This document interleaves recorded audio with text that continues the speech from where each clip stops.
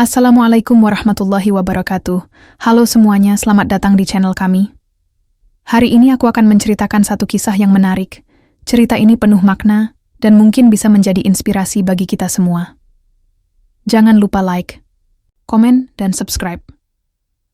Siapkan hati, nyalakan imajinasi. Mari, kita mulai ceritanya. Wanita Korea masuk Islam gara-gara driver ojek online Indonesia. Akhirnya mereka menikah. Namaku Ayong. Aku berasal dari Busan, Korea Selatan. Hari itu, aku baru saja tiba di Jakarta untuk urusan pekerjaan. Aku bekerja sebagai tim marketing global dari sebuah perusahaan kosmetik yang sedang menjajaki kerjasama dengan brand lokal Indonesia. Ini pertama kalinya aku menginjakkan kaki di negara ini. Sesuai instruksi dari kantor, setelah mendarat, aku harus langsung menuju kantor mitra kerja untuk meeting sore. Aku membuka aplikasi transportasi online dan memesan ojek motor. Katanya lebih cepat daripada mobil jika ingin terhindar dari macet. Namanya Rusdi. Aku tidak punya ekspektasi apa-apa. Aku bahkan belum sepenuhnya terbiasa dengan mata uang dan logat orang sini. Aku berdiri di pintu keluar bandara, menarik koper sambil melihat-lihat kiri dan kanan. Seorang pria dengan jaket hijau menghampiri. Rambutnya rapi, wajahnya bersih, dan senyumnya sopan. "Miss Ayong?" tanyanya pelan. Aku mengangguk. "Yes." Dia tersenyum lagi. "Halo, saya Rusdi. Saya ojek online yang tadi dipesan." Aku agak terkejut karena pelafalannya cukup bagus. Lalu dia lanjut bicara dalam bahasa Korea yang cukup lancar. "Annyeonghaseyo, banggapsemida." "Halo, senang bertemu." Mata aku membesar. "Kamu bisa bahasa Korea?" "Iya, sedikit-sedikit," jawabnya sambil tersenyum. "Saya pernah belajar." Aku langsung merasa nyaman. Mungkin karena dia bisa bahasaku, atau mungkin karena cara bicaranya yang tenang. Kami mulai perjalanan dari bandara ke kantor tujuan. Di atas motor, kami banyak berbincang. Awalnya soal makanan, lalu tentang kota Jakarta yang macet, sampai akhirnya aku penasaran dan bertanya, "Kamu belajar bahasa Korea di mana?" "Saya pernah kuliah di sana, dulu. Tapi nggak selesai karena ibu saya sakit. Saya pulang untuk merawat beliau. Sejak itu saya nggak balik lagi," ucapnya sambil tetap fokus menyetir. Hatiku agak terenyuh. Dia bilangnya biasa saja, tapi aku bisa merasakan itu bukan keputusan mudah. Dalam hati aku berpikir, pria ini menarik. Setelah sekitar 30 menit, kami harus berhenti karena lampu merah. Di pinggir jalan, aku melihat anak kecil menjual tisu, dan Rusdi mengeluarkan uang 1.000 dan memberikannya. Aku memperhatikan tindakannya. Diam-diam, aku merasa kagum. "Kenapa kamu kasih uang? Padahal dia nggak minta." Tanyaku polos. Dia tersenyum. Lagi, "Ya, saya pernah jadi mereka. Hidup nggak selalu di atas. Saya tahu rasanya butuh, tapi malu minta." Aku diam. Aku mulai sadar. Dari sejak naik motor, belum ada 1 menit pun aku merasa canggung atau khawatir. Itu jarang terjadi. Apalagi dengan orang yang baru aku kenal. Tapi entah kenapa, bersama Rusdi terasa seperti berbicara dengan teman lama. Kami sampai di kantor tempat meeting. Rusdi membantu menurunkan koperku. Sebelum aku pergi, dia bilang, "Semoga meetingnya lancar ya Mbak Ayong." Aku hanya bisa mengangguk. "Terima kasih Rusdi." Saat aku masuk gedung, pikiranku tidak fokus. Sepanjang pertemuan, aku terus memikirkan sesuatu yang sederhana tapi kuat. Bagaimana bisa seseorang yang hidupnya tidak mewah, malah memberikan rasa tenang yang bahkan teman-temanku di Korea tidak pernah berikan. Dan satu hal lagi, aku ingin naik ojek dengannya lagi. Tapi bukan karena mau pergi kemana-mana. Aku hanya ingin duduk di belakangnya, mendengar cerita-cerita kecilnya, dan tahu lebih banyak tentang hidupnya. 2 hari setelah pertemuan pertama, itu, aku kembali memesan ojek online. Bukan karena aku benar-benar butuh ojek, tapi karena diam-diam aku berharap Rusdi yang muncul lagi. Aku tahu itu tidak masuk akal. Sistem aplikasi akan mengatur semuanya secara acak. Tapi ternyata harapanku dikabulkan. Nama yang muncul di layar, Rusdi. Hatiku langsung hangat, dan tanpa sadar aku tersenyum sendiri. Rasanya seperti ketemu teman yang lama tak jumpa, padahal baru 2 hari lalu. Beberapa menit kemudian, dia muncul dengan helm cadangan di tangan. "Loh, Mbak Ayong lagi?" katanya sambil tersenyum. Aku mengangguk. "Kita ketemu lagi." "Kebetulan?" "Ya." "Iya. Kebetulan yang menyenangkan." Kami tertawa kecil. Kali ini aku ingin memperpanjang obrolan. Aku ajak dia mengantarku ke tempat makan yang katanya enak dan khas Indonesia. Aku bilang ingin coba makanan jalanan, bukan restoran mahal. Rusdi membawa motornya masuk ke gang kecil yang cukup ramai. Kami berhenti di depan warung sederhana beratap seng. Kursinya plastik, dan ada kipas angin kecil menggantung di pojok. Aku duduk, lalu dia duduk di seberangku. Aku pesan soto ayam, dia hanya pesan teh manis. "Kamu nggak makan?" tanyaku. "Udah tadi," jawabnya pendek. Aku tahu dia bohong. Entah kenapa aku bisa tahu. Tapi aku tidak menanggapi. Aku hanya memperhatikan caranya duduk, sopan, tidak banyak gerak, dan selalu menatap orang saat diajak bicara. Kami ngobrol banyak. Kali ini lebih dalam. Tentang keluarganya, tentang ibunya yang sakit stroke selama hampir 2 tahun. Tentang kenapa dia memutuskan berhenti kuliah di Korea. Dulu saya kuliah di Busan, jurusan hubungan internasional. Tapi waktu ibu saya sakit, semua berubah.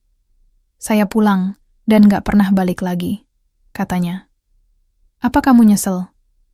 tanyaku pelan. Dia menggeleng. "Enggak, hidup memang harus pilih. Dan saya pilih ibu saya." Jawaban itu menamparku. Di tempat asal, aku sering mendengar cerita tentang anak yang ditinggal orang tua karena terlalu sibuk kerja. Tapi di depanku ini, ada pria yang rela melepaskan semuanya demi ibunya. Aku merasa takjub.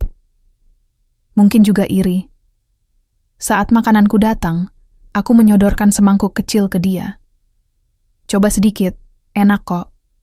Dia ragu, tapi akhirnya mencicipi juga. Kami makan sambil ngobrol ringan. Rasanya seperti makan siang dengan seseorang yang sudah akrab sejak lama. Tidak canggung, tidak dibuat-buat. Setelah selesai makan, kami kembali naik motor. Tapi di tengah jalan, hujan turun tiba-tiba. Rusdi menarik motornya ke pinggir dan kami berteduh di bawah atap toko yang tutup. Dia melepas jaketnya dan menyerahkannya padaku. "Pakai ini. Jaketnya tahan air." Aku menolak tapi dia memaksa. "Nggak apa-apa, saya udah biasa." Aku diam. Ini kali kedua dia bersikap seperti itu. Pertama waktu dia beri uang ke anak kecil sekarang ini. Semua dilakukan tanpa pikir panjang. Murni dari hati.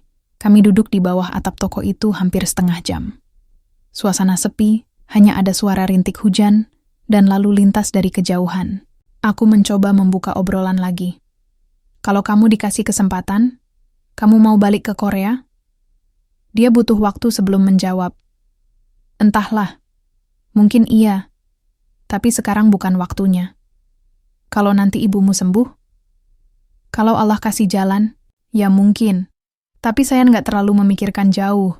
Yang penting sekarang ibu saya senang dan sehat. Itu cukup." Aku memperhatikan wajahnya.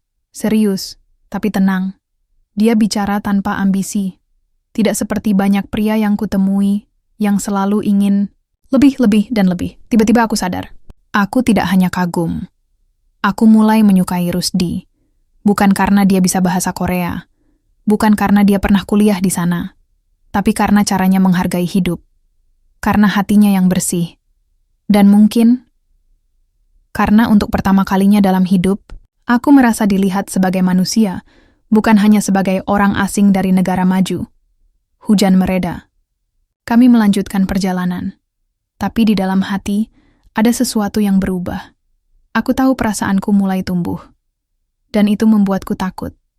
Karena jatuh hati pada seseorang seperti Rusdi bukan hal biasa. Ini bukan kisah cinta seperti drama televisi. Ini nyata. Dan aku belum tahu kemana arahnya. Hari itu, aku dijadwalkan kembali ke Korea. Tapi aku menunda penerbangan. Alasannya sederhana, tapi terasa rumit di hati. Aku belum ingin pulang. Secara logika, pekerjaanku sudah selesai. Meeting sudah rampung, kesepakatan sudah diteken, semua. Laporan juga sudah kukirim ke kantor pusat. Tidak ada alasan lagi bagiku untuk tetap di Jakarta. Namun tetap saja, aku memesan hotel tambahan untuk 3 malam. Pagi itu, aku kembali memesan ojek online. Sejujurnya, aku berharap nama Rusdi muncul lagi. Tapi kali ini yang muncul orang lain. Aku batalkan. Aku pesan ulang. Nama lain lagi, aku ulangi sekali lagi. Tetap bukan dia. Aku memutuskan berjalan kaki. Aku ingin mencari udara, dan mungkin, tanpa sadar, berharap bertemu dia di jalan. Di sebuah taman dekat hotel, aku duduk sendiri. Memandangi orang-orang lalu lalang. Aku memperhatikan penjual jajanan, anak kecil yang berlarian, ibu-ibu yang berbicara sambil membawa keranjang belanja. Suasananya ramai tapi hangat. Aku merasa seperti berada di tempat yang jauh dari dunia kerjaku yang penuh tekanan. Sampai tiba-tiba, ada motor berhenti tidak jauh dari tempatku duduk. Aku menoleh. Dan seperti mimpi yang menjadi nyata, itu Rusdi. Dia sedang menurunkan penumpang. Saat matanya menangkapku, dia terlihat terkejut. "Ayong?" Dia menghampiri, mendorong motornya pelan. Aku tersenyum. "Kebetulan yang lucu ya." "Ya ampun, saya pikir kamu sudah pulang ke Korea." "Aku perpanjang 3 hari lagi." "Untuk urusan kerja?" Aku menatapnya. "Untuk urusan hati." Dia tertawa kecil, tapi aku serius. Kami duduk bersebelahan di bangku taman. Angin semilir, pohon bergoyang pelan, dan suara burung bercampur dengan suara kota. Aku memanfaatkan momen itu untuk jujur. "Rusdi, boleh aku tanya sesuatu?" "Boleh." "Kenapa kamu tidak pernah minta nomor WhatsAppku?" Dia tertawa kecil, agak gugup. "Saya kira kamu orang sibuk. Lagi pula saya ojek, kamu tamu dari luar negeri." "Kalau aku bukan tamu dari luar negeri? Kalau aku hanya perempuan biasa yang suka duduk di belakang motormu?" Dia diam. Aku lanjut bicara. "Aku sudah lama kerja di dunia yang penuh kepura-puraan. Banyak orang tersenyum hanya karena ingin sesuatu. Tapi kamu tidak pura-pura. Dan itu langka." Rusdi menunduk. "Saya cuma hidup biasa aja, Ayong. Saya nggak punya apa-apa." "Kamu punya sesuatu yang jarang orang lain punya. Ketulusan." Dia tidak menjawab. Tapi aku bisa merasakan hatinya mulai terbuka. Aku tahu ini bukan hal mudah bagi dia. Mungkin dia merasa tidak pantas. Mungkin dia ragu karena latar belakang kami sangat berbeda. Namun aku tidak peduli soal negara, status, atau bahasa. Yang aku tahu, aku nyaman bersamanya. Setelah itu, Rusdi mengajakku ke rumahnya. Dia bilang, ibunya ingin bertemu. Awalnya aku ragu. Tapi akhirnya aku ikut. Kami naik motor melewati jalan sempit, permukiman padat, sampai masuk ke gang kecil yang hanya cukup 1 motor lewat. Rumahnya sederhana, berdinding cat kusam, tapi bersih dan wangi. Ibunya duduk di kursi kayu, mengenakan kerudung coklat dan tersenyum ramah saat melihatku. "Ini Ayong, Bu," kata Rusdi. Aku membungkuk sopan, mencoba berkata, "Senang bertemu, Ibu." Ibunya tersenyum makin lebar. Dia menggenggam tanganku, erat. Tidak banyak bicara, tapi matanya hangat. Kami duduk, berbincang pelan. Aku hanya mengerti beberapa kata. Sisanya dijelaskan Rusdi. Tapi aku merasa diterima. Setelah makan siang sederhana bersama, aku minta izin pamit. Di depan pintu, sebelum naik motor aku menatap Rusdi. "Aku suka kamu." Dia terkejut. "Aku tidak tahu kamu suka aku atau tidak, tapi aku tidak mau pulang ke Korea membawa penyesalan karena tidak jujur." Dia menatapku. Lama. Lalu dia bicara. Pelan, nyaris seperti bisikan. "Aku suka kamu juga, tapi aku takut, Ayong. Takut kamu kecewa lihat hidupku." Aku menggeleng. Aku sudah lihat, dan aku tidak kecewa. Hari itu, saat kami kembali berteduh di pinggir jalan karena hujan turun tiba-tiba lagi, aku tahu perasaanku tidak salah arah. Aku memang jatuh cinta. Bukan pada kemewahan, tapi pada kesederhanaan yang membumi. pada hati yang tahu bagaimana memberi, bukan hanya menerima. Hari itu aku bangun lebih pagi dari biasanya. Tidak ada jadwal meeting, tidak ada urusan kerja, tapi jantungku berdebar seperti akan presentasi besar. Hari ini aku janjian bertemu Rusdi di masjid dekat rumahnya. Dia bilang akan mengajakku mengenal lebih dalam tentang keyakinannya. Bukan memaksa, katanya, tapi supaya aku tidak salah paham tentang hal-hal yang sering membuatku bingung. Aku datang dengan jaket panjang dan kerudung yang baru kubeli semalam di pasar. Warnanya lembut, motifnya sederhana. Aku belajar memakainya dari video di internet. Masih terlihat canggung, tapi setidaknya tidak sembarangan. Rusdi menunggu di luar masjid. Dia tersenyum begitu melihatku. Cantik, katanya. Aku menunduk malu. Aku takut salah cara pakainya. Enggak apa-apa, yang penting niatnya. Kami masuk ke pelataran masjid. Di sana sudah ada beberapa anak kecil yang belajar mengaji. Ada ibu-ibu yang menyapu halaman. Semua menyapa kami dengan ramah. Tidak ada tatapan aneh, tidak ada bisik-bisik. Padahal aku yakin mereka tahu aku bukan muslimah. Ini tempat saya biasa sholat, kata Rusdi pelan. Dia menunjukkan tempat wudhu, tempat sholat, dan sudut-sudut kecil yang punya cerita. Dulu, waktu kecil, saya suka tidur di serambi masjid ini habis maghrib. Kadang sampai Isya, nggak pulang-pulang. Ibu saya marah, tapi saya suka di sini. Tenang. Aku ikut duduk di pelataran yang dingin. Lantai keramiknya masih basah habis dipel. Tapi suasananya sangat damai. Rasanya seperti jauh dari hiruk-pikuk Jakarta. Kamu percaya Tuhan? Tanya. Rusdi tiba-tiba, aku menatap langit-langit. Aku tumbuh dalam keluarga yang percaya, tapi tidak terlalu menjalani. Kami sibuk kerja, sibuk sekolah. Tuhan hanya disebut saat Natal atau ada masalah besar. Rusdi mengangguk pelan. Di sini, kami diajari bahwa Allah selalu ada. Bahkan saat kita sendiri pun, Dia tetap dekat. Aku terdiam. Kata-katanya sederhana, tapi dalam Rusdi lalu mengambil Al-Quran kecil dari sakunya. Dia membuka lembaran dan menunjukkannya padaku. Aku belum bisa baca semuanya, ujarnya. Tapi aku suka mendengarnya dibacakan. Dia lalu membuka aplikasi di ponselnya dan memutar lantunan ayat. Suaranya lembut, tenang, bergetar di hati. Aku tidak paham artinya, tapi rasanya berbeda. Seperti sedang dipeluk oleh sesuatu yang tak terlihat. Rusdi kemudian menceritakan banyak hal. Tentang sholat 5 waktu. Tentang puasa. Tentang sedekah. Tapi yang paling membuatku tertarik adalah konsep tawakal. Percaya sepenuhnya pada Allah, bahkan ketika hidup sedang tidak baik-baik saja. Saya dulu pernah marah sama hidup.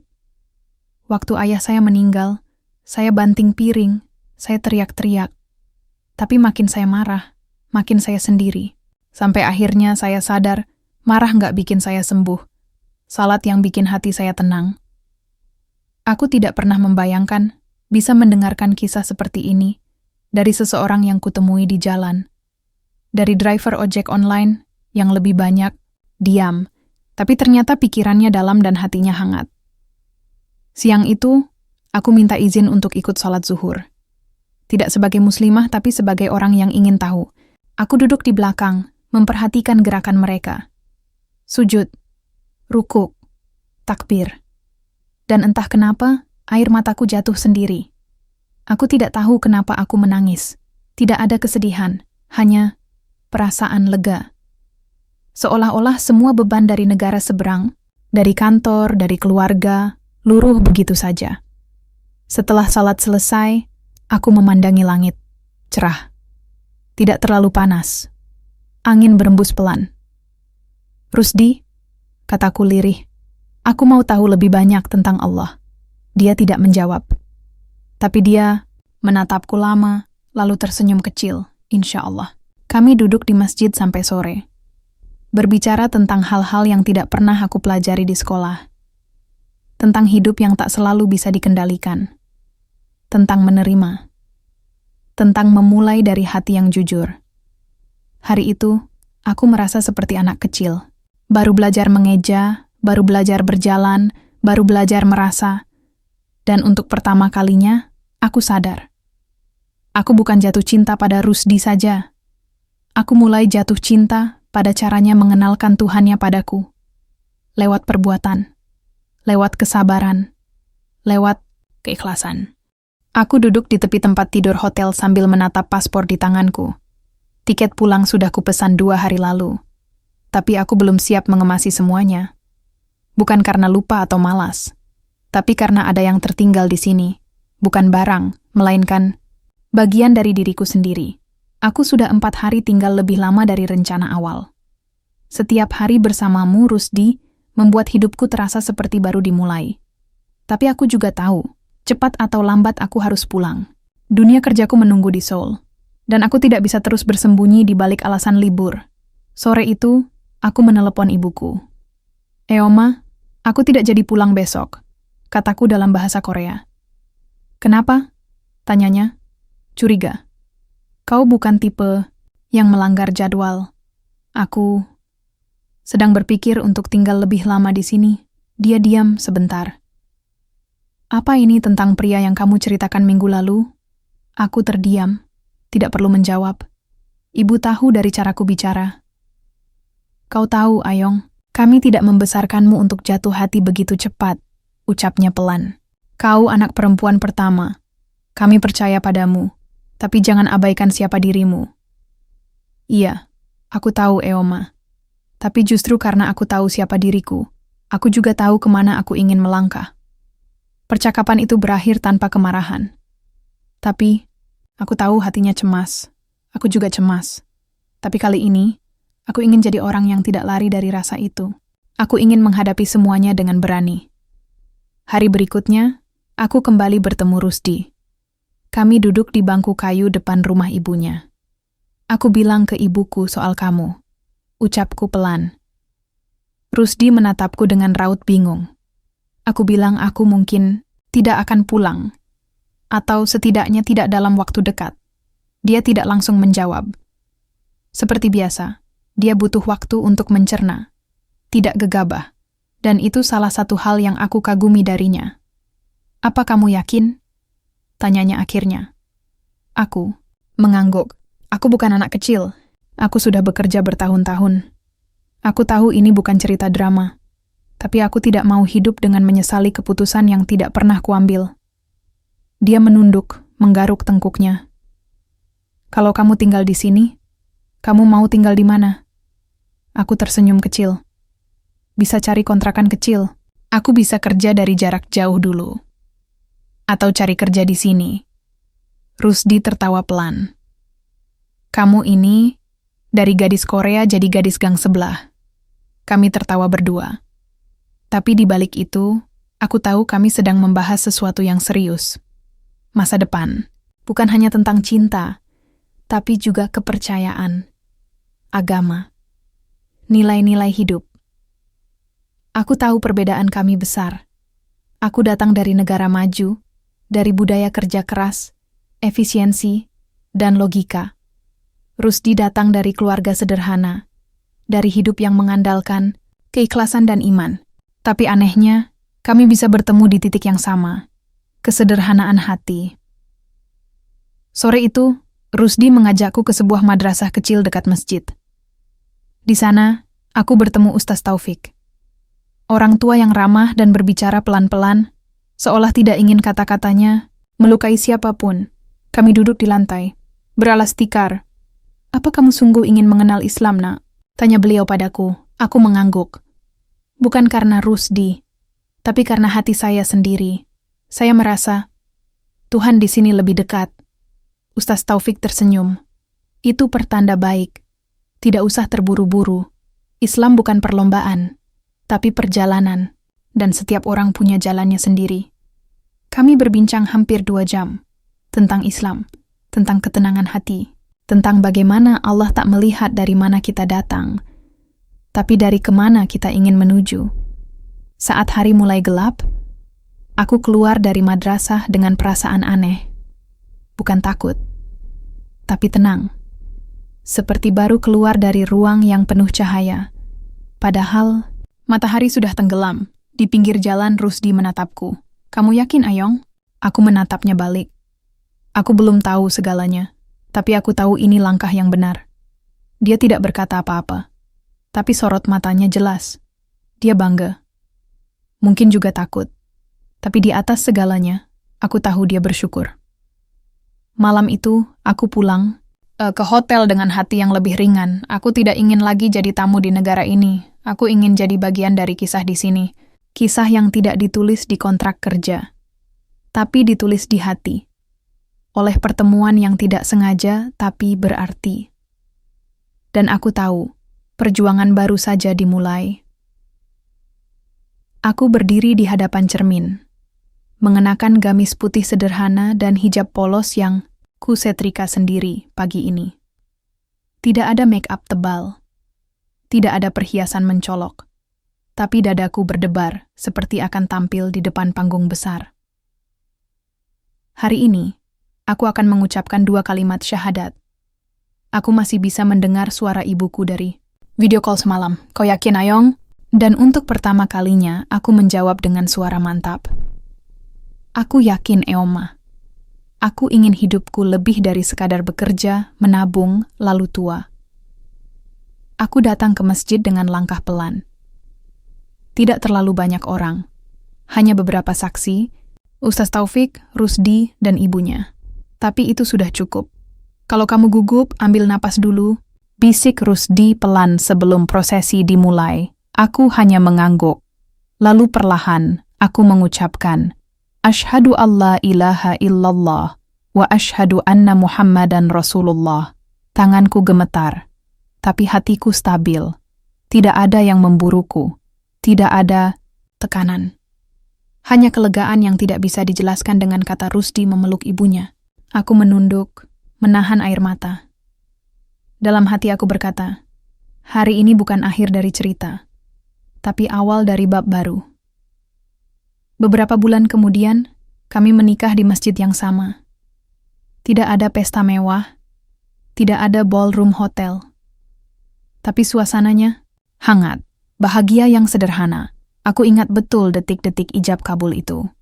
Saat Rusdi mengucap satu napas yang tegas, saya terima nikahnya Ayong Kim binti Park Jin Hwan dengan mas kawin tersebut tunai. Aku resmi jadi istrinya, seorang wanita Korea yang dulunya sibuk dengan target kerja dan hidup di bawah tekanan jam kantor, kini menjadi istri seorang driver ojek online yang mengajarkan banyak hal tanpa menggurui. Bukan uangnya yang membuatku yakin, bukan statusnya, bukan janjinya, tapi hatinya. Ketulusan yang terasa nyata, bahkan ketika ia diam. Setelah pernikahan, aku pindah ke rumah kecil milik Rusdi. Tidak besar, tapi cukup. Ada halaman kecil untuk menanam sayur. Ada dapur sederhana tempat kami sering masak bareng. Ada ruang tamu dengan kipas angin yang berisik, tapi setia menemani saat listrik padam. Setiap hari adalah belajar baru bagiku. Belajar masak sayur asem. Belajar membasuh wudu dengan benar. Belajar membedakan antara sholat duhur dan asyar. Dan yang paling penting, belajar untuk lebih banyak bersyukur. Aku masih bekerja, kadang dari rumah, kadang keluar untuk mengajar bahasa Korea ke anak-anak muda. Aku juga sering bantu usaha kecil Ibu Rusdi yang jualan kue basah di pasar. Dari situ, aku belajar hal yang tak pernah diajarkan di kantor-kantor Seoul, kesabaran, tawakal, dan ikhlas. Tapi hidup tidak selalu mulus. Pernah satu hari, ada seorang wanita muda yang mencibirku di pasar. Pura-pura alim ya. Nikah sama orang sini cuma karena kasihan. Aku hanya tersenyum. Aku tidak menjawab. Tidak perlu. Karena aku tahu Allah tahu hatiku. Dan aku tahu, kebanyakan orang akan menghakimi apa yang mereka tidak mengerti. Tapi aku sudah tak peduli. Yang penting, bukan pembenaran dari mereka, tapi kejujuran dari dalam diriku sendiri. Suatu hari, aku berdiri di teras rumah, memandangi langit sore. Rusdi duduk di kursi kayu, membaca buku kecil yang baru dibelinya dari toko buku murah. Dulu kamu pernah bilang, kamu mau hidup yang lebih tenang, katanya tanpa menoleh. Iya, jawabku. Dan aku menemukannya di sini. Padahal, banyak yang meremehkan aku. Aku tidak peduli mereka. Kamu tidak pernah mencoba mengubahku dengan paksa. Tapi kamu menunjukkan jalan dan membiarkanku memilih. Itu lebih dari cukup. Dia tersenyum, lalu menatap jalan kecil di depan rumah. Kadang kendaraan lewat, kadang sepi. Allah itu Maha membolak-balikan hati, bisiknya pelan. Kita nggak pernah tahu siapa yang diberi hidayah. Aku mengangguk. Dulu aku kira aku datang ke sini cuman untuk kerja. Tapi ternyata Allah ingin aku menemukan sesuatu yang jauh lebih penting. Dan kita menikah? Godanya sambil terkekeh. Aku tertawa. Ya, dan kita menikah. Kami diam lagi. Tidak perlu banyak kata. Karena sekarang, kami tahu Allah tidak pernah jauh. Bahkan ketika kami merasa sendirian, Dia ada. Bahkan ketika kami dicibir dan direndahkan, Dia tetap bersama kami. Aku tidak lagi jadi tamu di negeri ini. Aku telah menemukan rumah, bukan karena bangunannya, tapi karena disinilah aku mengenal Allah. Dan disinilah aku belajar bahwa kebahagiaan sejati ternyata sesederhana mencintai dalam keikhlasan. Pesan moral dari cerita ini. Janganlah bersikap arogan dimanapun kita berada. Karena hidup bukan tentang seberapa tinggi kita berdiri, tapi seberapa rendah hati kita memahami bahwa semua yang kita miliki hanyalah titipan, dan Allah selalu bersama mereka yang bersabar dan berserah.